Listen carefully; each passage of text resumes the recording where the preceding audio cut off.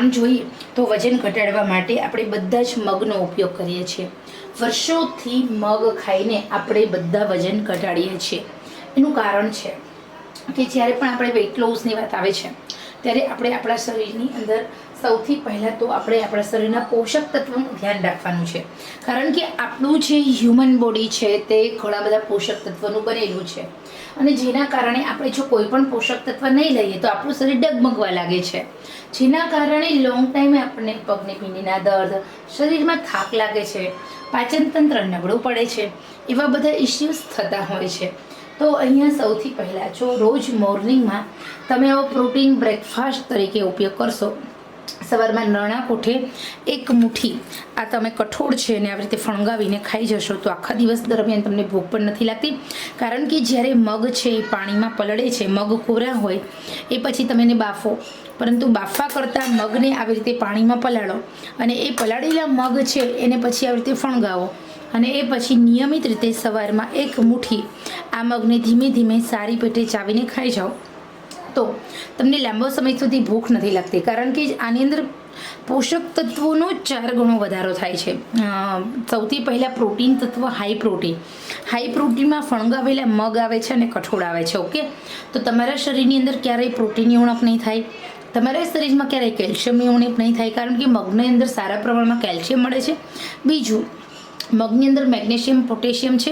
જે મગની છાલના ફોતરાનો જે ગ્રીન કલર છે એ તમારા શરીરને મેગ્નેશિયમ, પોટેશિયમ આપે છે.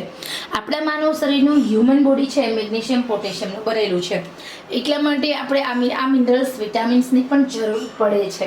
બીજું કે જ્યારે પણ તમને એવું લાગે છે કે હવે તમારા શરીરની અંદર ભૂખ વધારે લાગે છે, કારણ કરતાં વધારે તમારું પાચન તંત્ર નબળું છે, તમને ગમે તેટલું ખાવ સંતોષ નથી થતો, તો એના માટે ડાયટેરિયસ સેલ્યુલોઝ નામનું જે ફાઇબર હોય છે એ તમને મળે છે મગમાંથી. માટે તમે ધીમે ધીમે ચાવીને જો મગ ખાશો તો એના કારણે ડાયટેરિયસ અને સેલ્યુલોઝ જે ફાઇબર હોય છે તે તમારા શરીરની અંદર સૌથી પહેલાં તો તમને ભૂખ નથી લાગવા દેતી. તમારા મગજના ચેતાતંતુ હોય છે તેને સારી રીતે સ્ટ્રોંગ કરવાનું કામ કરે છે. એટલા માટે આપણે બધાને ફણગાવેલા મગ અવશ્ય ખાવા જોઈએ. તમે કોઈ પણ ડાયટિશિયન પાસે જશો તો સૌથી પહેલાં તમને એક જ કહેશે કે તમારા વાળ ખરી રહ્યા છે, આંખોમાં નંબર છે, તમારા શરીરમાં વીકનેસ છે, વિટામિન્સની ઉણપ છે, તો ફણગાવેલા કઠોળ ખાઓ.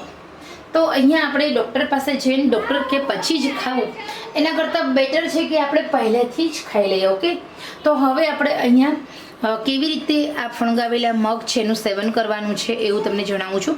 તો નિયમિત રીતે ફણગાવેલા મગમાંથી ઘણી બધી વાનગી બનાવી શકો છો. ફણગાવેલા મગનું સલાડ બનાવી શકો છો, ફણગાવેલા મગનું શાક બનાવી શકો છો, ફણગાવેલા મગનો હાંડવો બનાવી શકો છો, ફણગાવેલા મગના ઢોકળા બનાવી શકો છો.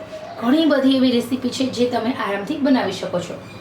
તો અહીંયા તમને જે રેસીપી હોય અને કશું જ ન હોય ને તમારે કાંઈ જ નથી કરવું તો આ જ ફણગાવેલા મગ છે એને એકદમ ધીમે ધીમે ચાવીને કાચા ખાઈ લો. એક મુઠ્ઠી મગ નિયમિત રીતે સવારે આવે ફણગાવેલા મગ ખાશો તો તમારા શરીરની અંદર ખરેખર વેઇટ લોસ થાય છે. એ પછી બપોરના ભોજનની અંદર વધારે પ્રમાણમાં પ્રવાહી લેવાનું, રાત્રે પણ તમારે પ્રવાહી લેવાનું, પ્રવાહી ખોરાક વધારે રાખવાનો અને સાથે સાથે નિયમિત રીતે 1 ગ્લાસ ગરમ પાણીમાં અડધા લીંબુનો રસ નીચોવી અને પી લેવાનો. આટલું કરશો એટલે આવી રીતે જો તમે ફણગાવેલા મગ ખાશો તો કોઈ પણ એક્સરસાઇઝ, કસરત વગર તમારું ખરેખર વજન ઘટે છે. ભૂખ કરતાં ઓછું જમો, સવારના નાસ્તામાં હેલ્ધી બ્રેકફાસ્ટમાં તમે આ ફણગાવેલા મગનું સેવન કરો, સાથે હળવે એક્સરસાઇઝ કરો. કોઈ પણ પ્રકારના વેઇટ લોસ પાવડર વગર તમે તમારું વજન આરામથી ઘટાડી શકો છો. માત્ર ને માત્ર સવારનું બ્રેકફાસ્ટ છે, બપોરનું લંચ છે કે રાતનું ડિનર છે, 3માંથી કોઈ પણ એક ટાઈમમાં તમારે મગનું સેવન કરવાનું છે. 1 વાટકી મગથી વધારે સેવન નથી કરવાનું. ઓકે, એવી રીતે જો તમે મગનું સેવન કરશો તો ખરેખર તમારું વજન આરામથી ઘટે છે. તો આવી રીતે મગ ખાઈને તમે આરામથી વેઇટ લોસ કરી શકો છો.